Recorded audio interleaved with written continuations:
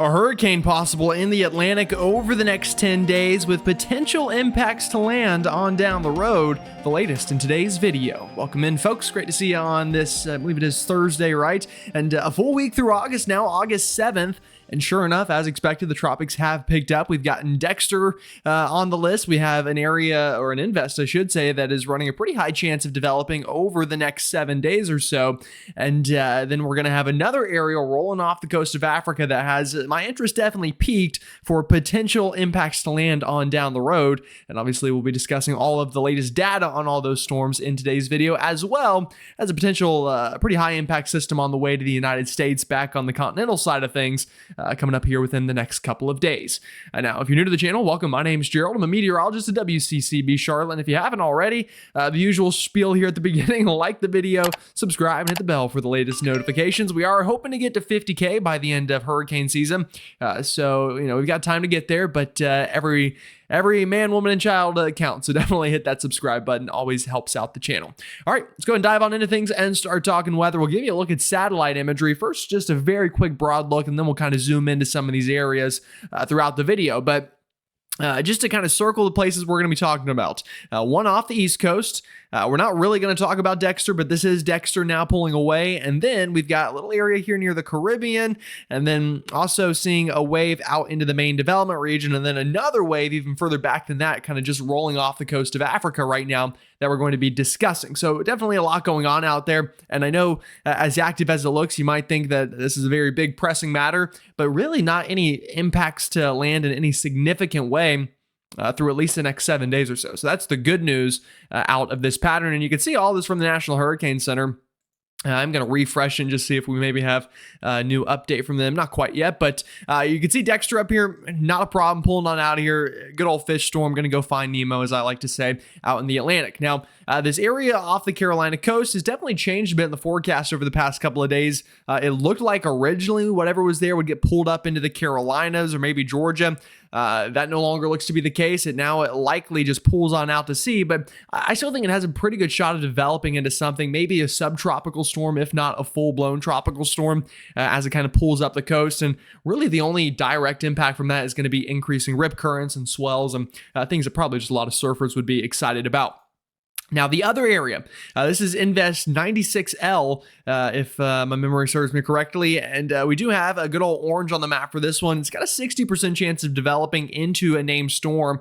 Aaron is the next name on the list over the next 7 days, and if you'd like, you can kind of read this while I talk a little bit, but the good news is I think generally speaking, odds are pretty high this one curves out to sea. Now, the question mark, though, is what's after this storm? You can't see it yet because they haven't added it, but we do have a wave rolling off of Africa. That one going to have a lot more difficult of a time curving out to sea like this first one and then the one off the East Coast. The pattern's going to kind of get blocked up here, and we're going to lose some of those off ramps out into the open Atlantic. So that's going to be a big topic in today's video as we continue rolling over this data. And speaking of data, let's go ahead and get into some of it now. One big key component in the data right now are the ocean temperatures, and yeah, we're running warmer than average for a big chunk of the Atlantic. One place that we're not, though, is in the main development region. You can see this little pocket of blue out here from Cabo Verde Islands, from West Africa, out to really much of where these tropical systems, generally speaking, originate this time of year. And that's helped to keep things, a little more calm in the main development region. Basically, everything we've seen so far this year has been homegrown development, meaning, it's happened close to the United States and has spun up in pretty close proximity to land, and that has helped us not have a hurricane yet this year, at least in the Atlantic side of things. These systems just have not had much time over the open waters. Now, the concern, though, is once we get into these warmer colors, if we can get a storm system that has low enough wind shear around it and a moist enough atmosphere, we've got pretty explosive content out here, and you can see that with the actual temperatures. Anything that is in the pinkish color, that's explosive levels of potential growth for a system out into the Gulf and really even over towards the Bahamas, but also plenty warm enough and warmer than average here off the Carolina coastline, out towards Bermuda, and then down towards the islands. So if we do get a storm that kind of tracks up into this region, the ocean temperatures are not going to be a problem. In fact, it'll be a problem for us because the system, whatever it may be, will have plenty of surface heat content to fuel itself off of as it crosses into that portion of the Atlantic. And that's what the models are suggesting, is by the time we get about 10 or so days from now, we'll have a storm right in that region and tracking generally towards the United States. Now, more details will be ironed out on that. And you'll see that here in just a moment. But before we start talking about that system way off in La La Land, let's go and quickly break down this system off the East Coast and the potential that, yeah, it could try to develop over the coming days. You can see we do have a little area of spin here off the Carolina coastline, and I really do mean little. It's this little pocket right in here, kind of just due east of Myrtle Beach by a couple hundred miles. Not overly impressive, not going to be a big deal for anybody. And like I mentioned, the steering currents have shifted in a way that it's likely to kind of follow everything out in front of it here and just ride up the East Coast. Now, it could linger up here for a while, but once you get north of about Virginia here, that's when sea surface temperatures, if you remember the past map, kind of begin to die off a little bit, and anything up towards New England would be more extra or post-tropical and not so much fully tropical. But that's what we're watching, this little area right here. Also an area of disorganized showers and storms working into the Gulf. That one has had a low chance of development. The chances seem to have come back down even more since the last time we talked yesterday, but definitely going to increase rainfall chances across the Sunshine State and other parts of the Southeast where, yeah, it's already been plenty wet enough, so that will not be anything really new over the coming days. Let me show you the high resolution rapid refresh model over the next 2 days out here. And generally, I don't recommend using this for tropical systems, but I think it's actually doing a pretty good job of depicting how this system could try to form into a name. And not guaranteed to get only about a 30-40% chance that this happens, but high enough that we're going to talk about it in today's video. Now, still just, I don't know what's going on here in the Carolinas. It has felt like fall. I feel like I haven't seen the sun in about a week. And generally speaking, it really has been about a week since the sun has been out fully over places like Charlotte. It's definitely been a bit of a weird vibe out there with the weather. The only reason it's happening, though, as we continue to get this big high pressure and this low pressure off the coast, and that is just continuing to bring this northeast flow, this cold air damming, and just another dreary, drizzly day for a lot of us here across the Carolinas. Now, as we move ahead into time, we probably get that again tomorrow. Probably not quite as harsh as today, but notice, what we are talking about here is this tropical system, and as we keep it going into time, this is by Friday and into your Saturday.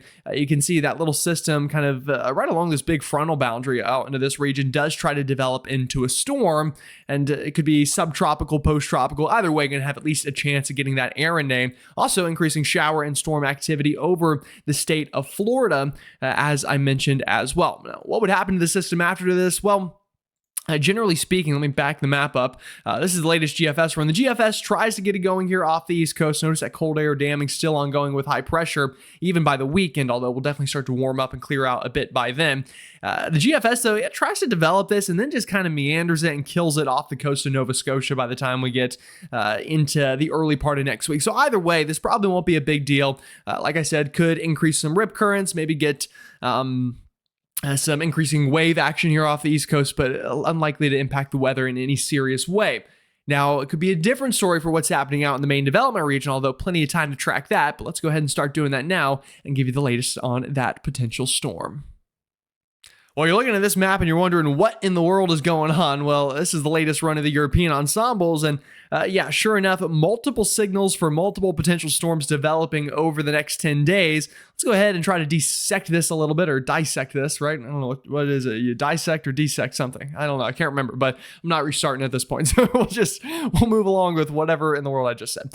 Now, taking a look at these on satellite, what do they look like? Well, this is the first little invest. This one is going to have the chance to become a storm as it starts to pull north. Again, getting out of these cooler waters, getting into warmer waters over the coming days. Now, it is still going to be fighting some dry air and a little bit of wind shear, but some of our models have formed this, or at least show it forming, I should say, into a named storm. Again, that could be Aaron on the list. Now, behind it, it's really wave after wave of energy rolling off of Africa.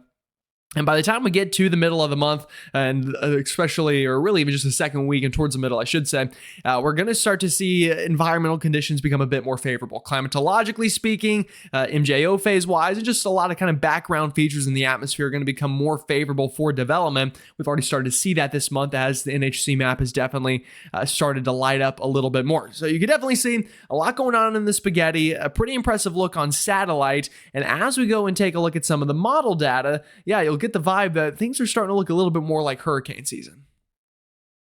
We're going to pick this up on Saturday morning, showing you the precipitation or the humidity map. There we go. It's been a long day, folks, and it's not even that late yet. But you can definitely see some greenage out here. Here's that big wave rolling off of Africa, plenty moist. Here's that invest, and then here is what could also potentially be that storm off the East Coast. And then way up here is Dexter, extra tropical by a mile by this point coming into the weekend. Now, notice still some dry air out there. Definitely plenty that would help to inhibit things up here into portions of the Atlantic basin. But as we go ahead into time, the GFS definitely starts to increase activity. Here's we'll call it the early middle part of next week, next Tuesday. Here's that invest now becoming a named storm as it hits a pocket of low wind shear out not far from Bermuda. And then this next system starting to get going as well. Now, like I said, dry air is still there. So there's plenty to kind of make things go wrong here in the forecast.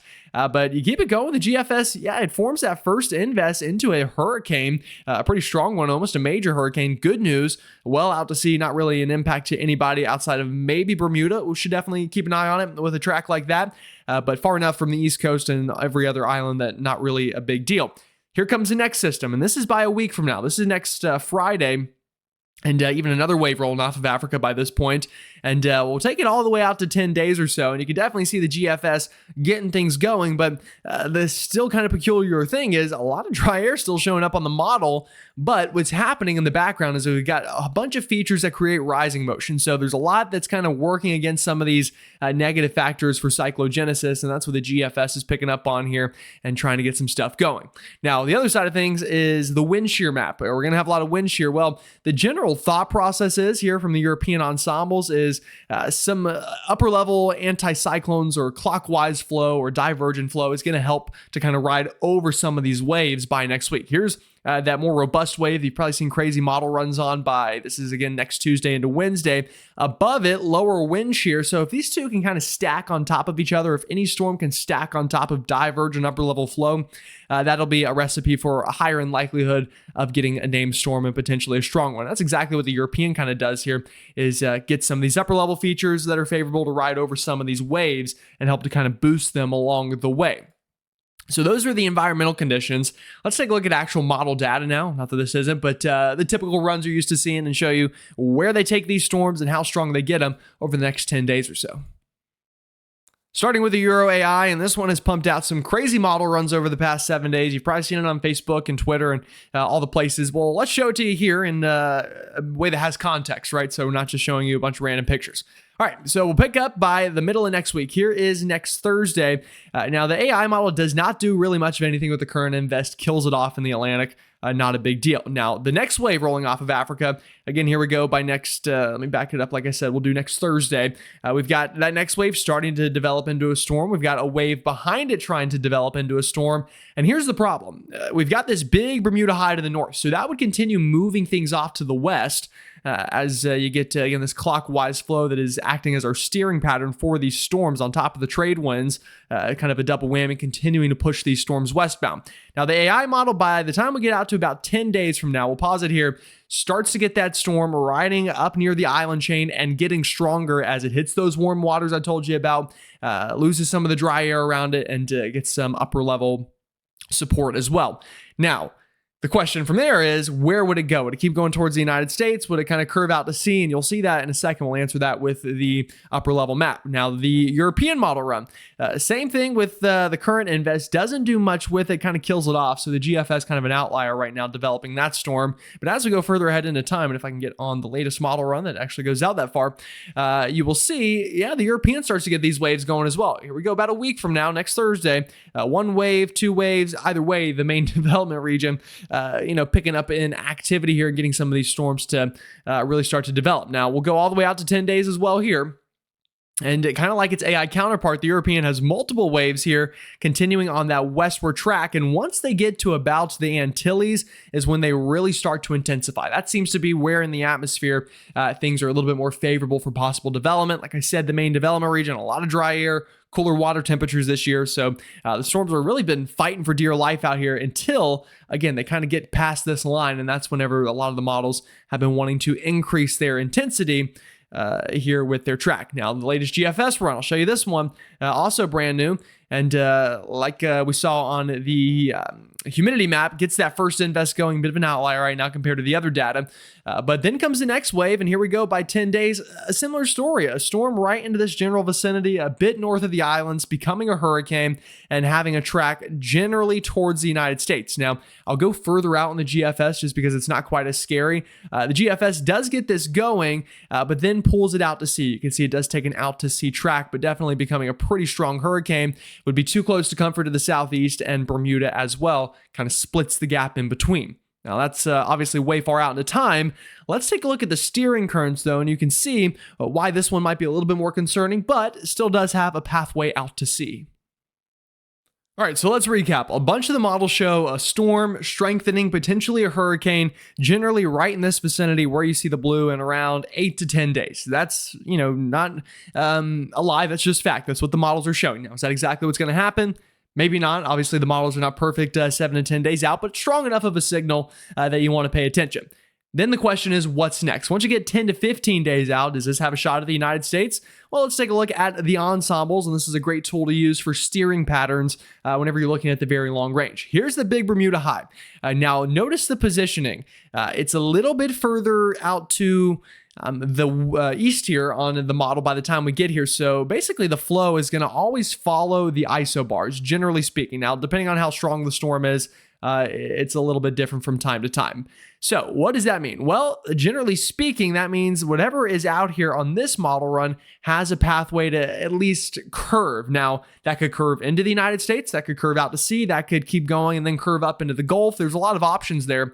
But, you can see here on the model, that's kind of what happens with that big blue blob. It kind of gets near the southeast coastline and starts to curve. So right now, that's a good sign. But there are other factors to this, and again, it's way out there. Now, if the storm remains further south of the islands, which would not be that crazy, again, it doesn't necessarily have to be north. If it's south, then this has got a pretty easy shot into the Gulf, and then would probably curve up into the United States. If it's a little bit further north, it could curve way out to sea. If it takes the path it's taking right now on the models, then obviously, it could be pretty close to the United States, maybe even impacting the United States in a direct way. So a lot to figure out here. That's the European ensembles. The GFS ensemble is pretty similar, honestly, with its thought process here. Oh, I'm going too far up there. Let's get this back to where you can see the time. All right, there we go. So we'll show you the GFS, kind of a similar thing. You see all that blue gets kind of close to the southeast United States. We got a lot of ensemble members showing some sort of storm here. A couple in the Gulf, a couple out to sea, a couple in between. So plenty of time to watch it. And let's remind you of the way the forecast can change here. If the storm forms sooner, then it's probably got an easier path out to sea. It'll be stronger and it'll automatically want to curve north. If it stays weaker for longer, keeps going south, but then starts to strengthen down south near the Caribbean, got an easier path to the United States. Now, there's also other sorts of things. Where does the center form? Does the center form out here further north? Does some wind shear dry air make it form further south? All of those are things we're going to have to figure out with this system, and we've got plenty of time to do it, but just going to give you the early heads up that we are watching some tropical trouble that could impact land here over the next 10 days. And first up would be the islands. That's within 7 to 10 days. So obviously going to monitor it for you folks first, but keeping eyes on it for the United States as well. All right, let's go back home now where we do have a pretty big storm system starting to work on in that could bring some pretty significant severe weather. All things considered across the country right now, relatively lackluster. Now, we did have a big complex of storms roll through Iowa, bringing almost severe weather, we'll call it. I'm not going to call it a derecho, but definitely strong gusty winds that tracked from the plains all the way back down into, other parts of the plains. But from the Dakotas down to Iowa, probably would have been a better way to word that. Still dreary, still wet, still gross across the Carolinas, really much of the Southeast, and just kind of crazy stuff. The Northeast, a little bit drier, some shower activity, couple storms, but drier and starting to warm up. And again, not a lot of alerts out there. Now, out west, a different story. We're starting to heat up in the plains. We've got heat advisories back in there. We've got red flag warnings in the Rockies, but no well-defined weather makers on the map right now. That's going to change, though, as we go over the next couple of days. A big old trough and a sign of changing seasons. This is the first sign that, falling out around the corner, these big storm systems now diving back into the United States and not all being stuck up into Canada. Unfortunately, though, this is going to bring a lot of upper-level diffluence. So basically, the winds are spreading apart in the upper level. Same thing we talked about with the hurricane possibility, and that creates a void, that creates rising motion, and that means storms going to be likely to form here over the Dakotas. This is Friday afternoon. and really probably starting as early as tomorrow, but especially Friday here, a very stout signal for a potentially significant severe weather day up here into this part of the country. And that keeps on tracking along through the weekend. You can see that big upper level system spinning away, bringing likelihood of severe weather all the way through the weekend and then even into potentially early next week. As that's happening, starting to warm back up in the eastern parts of the country. Now, the supercell composite, I think, is a great tool to use for this. Where do we have the likelihood of seeing supercells form that could produce all hazards, including tornadoes? Well, anywhere from Montana all the way down to Missouri tomorrow for your Thursday. But by the time we get to Friday, really honing in on this area of the northern plains, from the Dakotas into Minnesota, Iowa, up into Wisconsin and Illinois. You can definitely see these areas running a higher end chance of severe weather by Friday. And that continues. Here's your Saturday afternoon into your Sunday afternoon, and even lingering a bit into early next week. So a pretty potent storm system here on the way for folks up here. And you can see it quite well on our future radar. Here you go. Strong surface low pressure, in that 995 to 1,000 range. Pretty strong for this time of year. And by Friday afternoon, you could definitely see some of these storms beginning to form. Now, we've got an upper level low and a surface low kind of competing here, but anywhere, like I said, from Montana through the Dakotas, that circled area of your map, even into Minnesota, portions of Nebraska and Iowa, going to need to watch for that potential that some of these storms get going, and again, could produce all hazards, a lot of lift in the atmosphere with this sort of setup. So that'll be a big component. And then by the time we get into, this is Saturday and Sunday, a bit of a front down associated with this, pulling a lot of storm activity even up into Wisconsin, Michigan, Iowa, portions of northern Illinois. Watch for flooding. This is one of those patterns that you could definitely get training storms over some of the same areas. So going to need to watch for that here by the weekend. Meanwhile, not really much else happening anywhere. Again, we've got increased rainfall chances over Florida and the southeast. The northeast kind of remaining in this Goldilocks zone. It's been, pretty typical, we'll call it. Maybe not perfect weather, but pretty typical weather for this time of year. All right, let's talk about temperatures and rainfall and exactly where those are trending over the near term and even out into the long term. Generally speaking, starting to warm back up. Now, it's still dreary, like I said, for some of us, but by tomorrow afternoon for your Thursday, outside of the Carolinas, we're starting to get at least back to average. And if we just kind of zoom this ahead into time, folks, the East Coast, the only place it's staying, more average to below average, the plains warming up. And by next week, especially early next week into the middle of the week, I think really a lot of us start to get back in on more summer-like weather. So if you've been missing it, if you're wondering where the sun is, where the summer-like temperatures are, I think back on the way. This is by next Wednesday. Less than a week out now. Yeah, the entire country getting back to warmer than average temperatures, which some of us, including myself, are maybe not too mad about. I love fall, but boy, oh boy, do I miss the sun. And it's always good to get a more summer-like weather. I think we forget it. It's so hot all the time. And then you get thrown back in the chilly type weather where, you need a pot of chili every day and you start to miss some of that summer-like weather. Humidity also going to be on the rise. That muggy meter is staying pretty elevated here through the near term. I'm not seeing any major big sweeping cold fronts on the way for anyone that would bring us back to really nice, dry, sunny conditions. I don't see that anytime soon. Rainfall totals, so we've got increased rainfall chances over Florida, southern Georgia, down into the New Orleans area, Mobile, and then up into the northern plains as well. Like I said, watch for a little bit of flooding potential up here into Iowa, northern Missouri, up into Wisconsin and Illinois. Could see some training storms by this weekend, and then into the northern plains, seeing plenty of rain as well. The driest spot out there probably going to be coastal northeast, I-95, and back into the southern plains where not a whole lot going on, and then definitely the west coast per usual this time of year when we're not in that atmospheric river season, looking pretty dry as well. So that's all I got for y'all. That's the latest. If you have any questions, feel free to ask me in the comments and I will try my best to get around to answering those. With that said, y'all have a great one and I'll see you all tomorrow.